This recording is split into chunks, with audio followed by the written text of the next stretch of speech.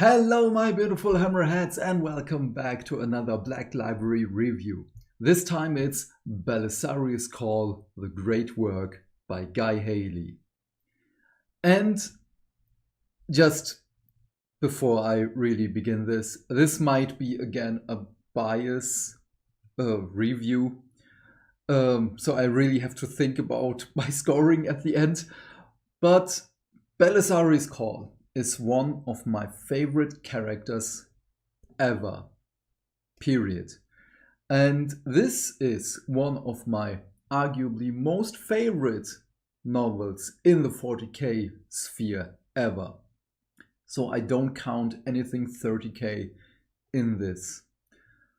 So, okay, first the synopsis. We are on the planet of Sotha. This is the home planet of the Space Marine Astartes chapter, Scythe of the Emperor. And well, they had a little, bug problem. The Tyranids, I already forgot which Hive Fleet it was, well, they destroyed Sotha and there is nothing left.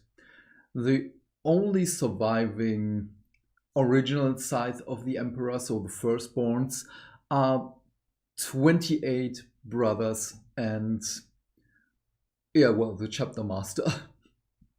There is not much left of them. So they accepted the gift of Belisarius Cawl and his Primaris Marines and his new, everything equipment with open arms. And also we have in this story one of my other favorite characters newly introduced with the fall of Cadia is Decimus Felix. He is one of the 4 tetrarchs of Ultramar. He is one of the equerries of Brother Guilliman. And, the other one, also an amazing character. There are only amazing characters in here, by the way. Not a single character in here is wasted. Not a single character feels superfluous. Everyone has a real purpose, and I love this.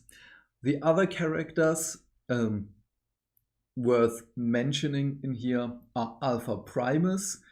Everyone who does not know him, he is the first Primaris Marine.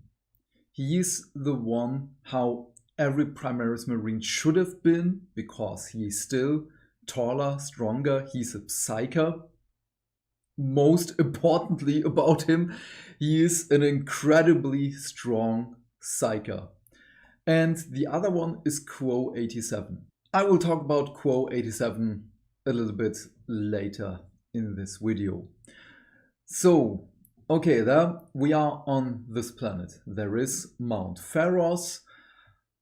I still don't know if this has something to do with the Horus Heresy novel Pharos. Probably yes. Please don't spoil me with this. I still have to read that novel. But in my mind, I say yes, because I know how Mr. Haley works, how he writes his stories, and he pulls strings from everywhere. This is a book of revelations. If you want to know anything about the Primaris Marines, how they were made and stuff, this is one of the books I would recommend for everyone. The other one would be Avenging Sun, because there you also have glimpses of how Primaris Marines were made during the 10,000 years between the heresy and now.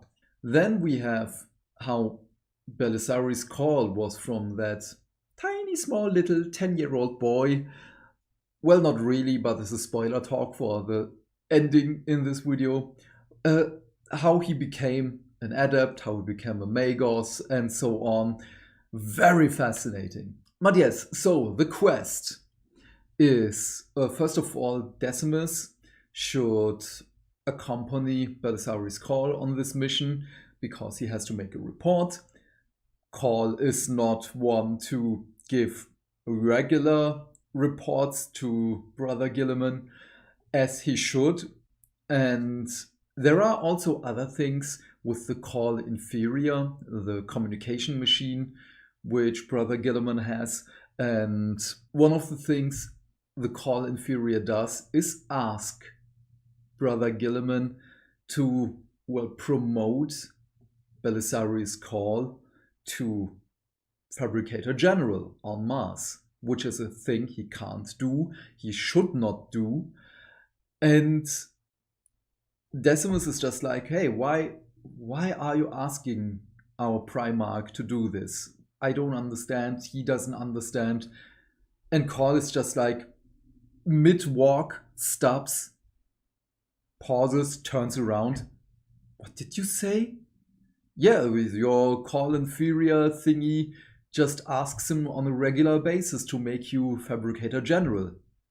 Huh, interesting. I don't want to do that. And then he explains all of his reasons, which makes sense. It would not fit him. Also, the Fabricator General does really, really important things right now on the Golden Throne, which he should continue. Still waiting for the third novel of that, which is, by the way, the Watchers of the Throne series. But yeah, I digress, sorry. So, Cawl wants to discover the secrets of Mount Pharos and asked Chapter Master Thracian of the Size of the Emperor, I will give you not only Primaris Marines, I will give you equipment, I will bring back life to your planet, which he can do, which he does, but you have to let me inside Mount Pharos and let me do my thing. This is really important. This is for the betterment of the Imperium, for the Omnissiah, and so on. And this is the already intriguing part, because not only are the Scythe of the Emperor hiding things, not only their chapter relics in the mountain, but they are hiding something else, a big shame on their part, and how their planet was ultimately destroyed, how their chapter was basically crimson-fisted, but it wasn't orcs, it was Tyranids. And Decimus is...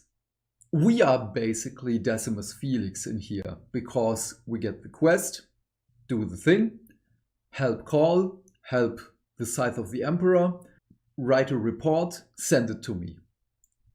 Just look after everyone so that everyone can do their duties. Sounds simple enough.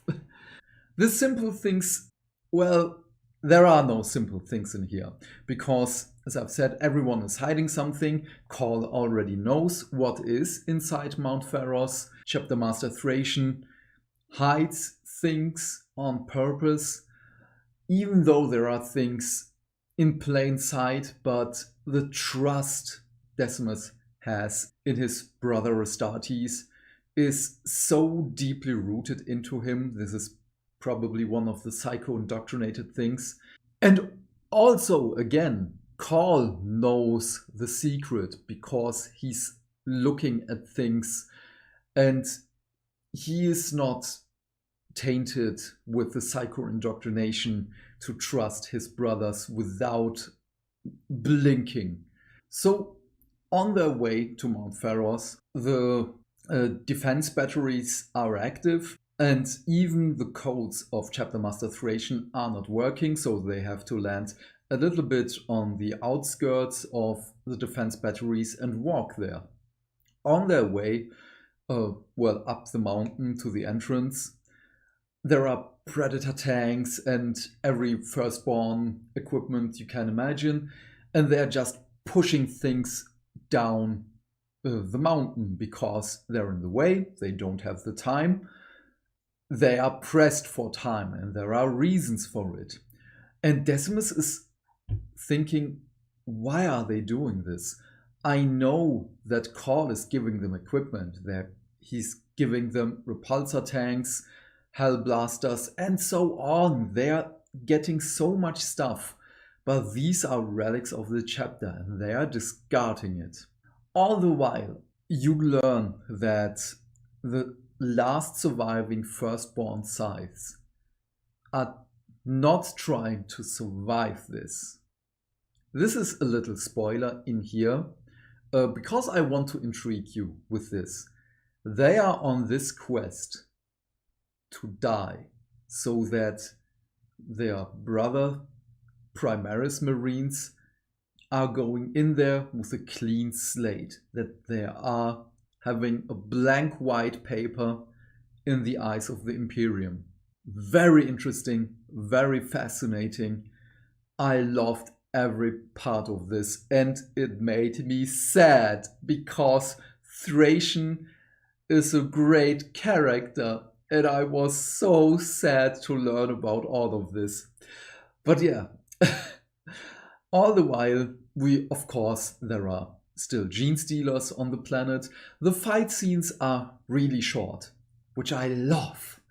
Everyone who knows me knows I don't like prolonged fight scenes because it gets boring. And in here, the fight scenes are quick. Very good. Just a couple of pages max and the fighting is done. While there are... sorry. This is the Belisarius Cawl effect here, by the way, that I don't talk in a straight timeline. All the while through the novel, you have these time jumps back to even before, the unification was even, then to the heresy, to a little bit after the heresy, to 7,000 years ago, 6,000 years ago, and so on. And everyone remembers something from the time before. Because we have Cawl, which, he was a child during the heresy, and probably even before the Great Crusade. We don't know when he was born.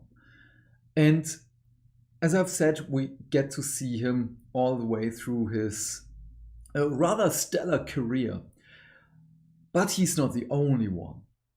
We have another fascinating character.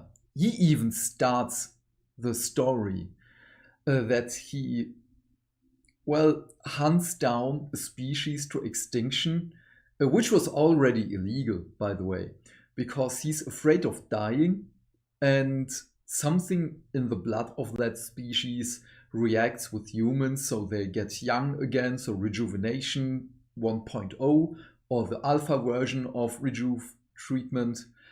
And he tries to hunt down Cawl as he was still humanish. He was still recognizable as human.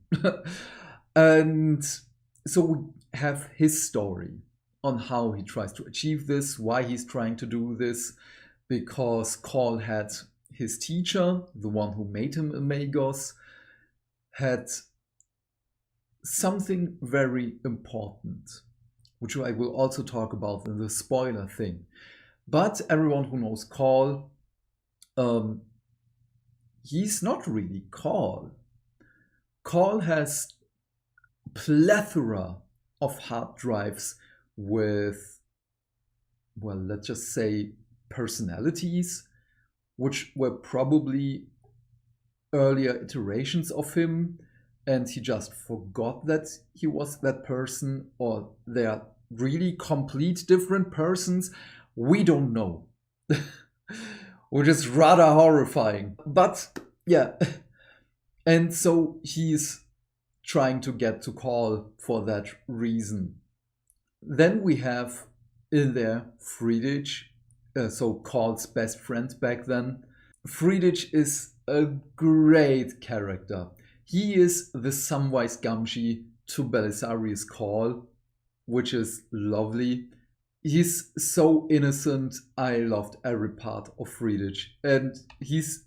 I can't tell you how heartwarming Friedrich is. But the other horrifying part is Decimus Felix, on how he was captured as a boy, how he was brought to Belisarius Cawl, how he was treated, how he was made to a Primaris Marine, which is horrifying. I know this is a given thing. There are no good guys in the 40k universe. As much as I love Cawl, this is horrific what he has done to small children, which are basically just 10 years old, 11 years old, or maybe younger. We don't know. But one of the quotes in the book is, "The Emperor said that the Space Marines don't know fear. But there is a thing which made Space Marines afraid." And it is hinted that this was Belisarius Cawl. So this is the second time I have read this book. The first time was 4 years ago when this book was released. And I forgot how much stuff there is in this novel. That is one of the reasons why I'm already recording for that long. And, well, don't digress here any further. So, in the Mount Pharos, first of all, the name is for us a giveaway that there are Necrons in there, and there are Necrons in there. And Cawl, in his quest to understand Blackstone, which is also really important. This is one of the reasons I went back to this novel, not only because of Genefather in the upcoming future, the Leviathan storyline right now, because the mastery of Blackstone is really important. This is one of the reasons why Blackstone is in every major narrative publication, and I love the direction the story is going. It just takes too long. But yeah, inside, Cawl explains that Mount Pharos is responsible, that everyone is dreaming of their past and what they're seeing is truth. But at a certain point in the story, the mountain, well, it's not really the mountain itself that does it. Of course, it's the Necron technology. It takes their memories and twists it to the point of, yeah, you're going to kill yourself off, because it tries something with Decimus when he sees himself as a child. He sees himself with his brother. It's a funny name, Nonan, because his mother wanted 10 children, his father only wanted 2. But in high hopes of that, she named the children in the Greek numerical from 10 to 1. So Decimus, Nonan, and I don't know, Octon. I don't know what the 8th one, the 3rd one would have been. But funny story. And yeah, there we get to see not really universe killing things. Okay, I will end this here. I will give you my rating, and then we will go into the spoiler talk, because this book is 4 years old. We should talk a little bit about spoilers, because as of right now, it's getting rather important. So my score for this book is probably, as I've said, bias. 9 out of 10 personalities I probably like about Cawl. But yeah, as I've said, I recommend this for everyone who wants to learn a little bit about the making of the Primaris, on a little bit of course, Cawl. And there are so many revelations in this. This is awesome. I loved every part of it. I would have given this a 10, but I don't know how unbiased that would have been, so I'm going down to a 9. But yeah, okay. So spoiler talk after the outro. Thank you so much, everyone, for watching. Please leave your thoughts and questions in the comment section down below. I am keen to know what you have to say. And while you're down there, do all the YouTube stuff, because hitting buttons is fun. If you want to support the channel and you don't know what to say, just write the great work in the comments. Have a great day, my friend. Stay fantastic. Stay hydrated. And I will see you in the next video. Bye! Spoiler talk! So, okay, everyone's gone. Spoilers. The Emperor is in this novel. The Emperor knew about Cawl before Cawl was even born. He talks to Cawl through memories from a different person, because he already knows that Cawl is going to absorb that person into his own personality. And Friedrich is not only the Samwise Gamgee to Belisarius Cawl, but one of the only remaining human links he has in his life. He is his best friend. They are each other's best friends. And Friedrich has something terrible happening to him at the end of, well, this memory link.